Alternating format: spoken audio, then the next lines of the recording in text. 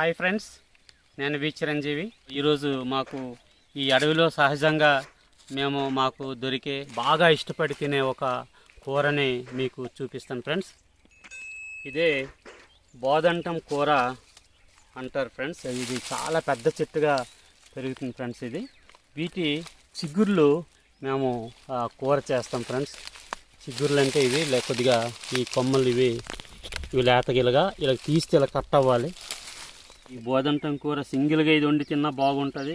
అలాగే దీంట్లో పెసరపప్పు కానీ కందిపప్పు కానీ మిక్సింగ్ చేస్తే చాలా భలే టేస్ట్గా ఉంటుంది. ఇప్పుడు మనం చూస్తున్న చెట్టు బోదంటం చెట్టు అంటారు. ఇది మా పరిసరాల్లోనూ కొండల్లోనూ సహజంగా పెరుగుతూ ఉంది. ఇది నాటడం కానీ దీన్ని సాగు చేయడం కానీ ఏమీ ఉండదు. ఇది మన సాధారణమైనటువంటి మామిడి చెట్టు, చింత చెట్లు, జీడి చెట్లు మాదిరిగానే సుమారుగా 40 నుంచి 50 అడుగుల హైటు, ఇంకా ఆ పైన కూడా పెద్ద వృక్షంలాగా పెరుగుతుంది.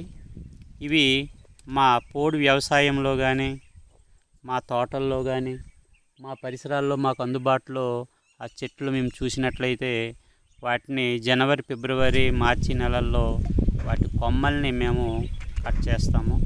ఆ కొమ్మలు కట్ చేయనట్లయితే మనకు ఆ చెట్టు యొక్క చిగురు మనకి లభించదు.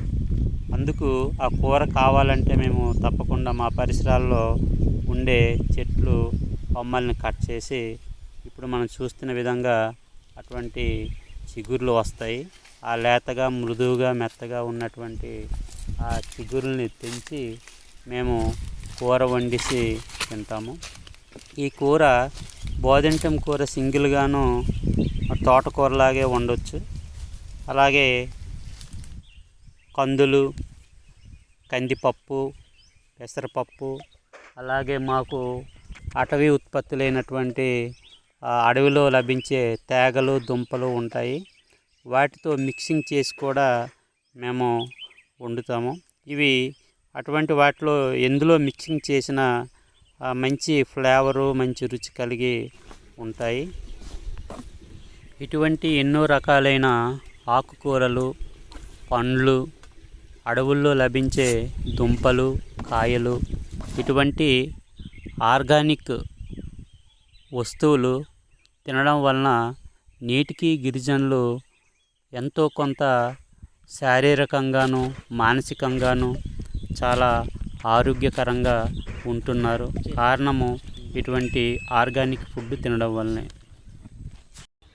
ఓకే ఫ్రెండ్స్, ఈ వీడియో మీకు నచ్చినట్లయితే తప్పక ఛానల్ సబ్స్క్రైబ్ చేయండి, షేర్ చేయండి, కామెంట్ చేయండి. ఇటువంటి ఎన్నో ఆసక్తికరమైన వీడియోస్ నోటిఫికేషన్ పొందేందుకు బెల్ బటన్ ఆన్ చేయండి.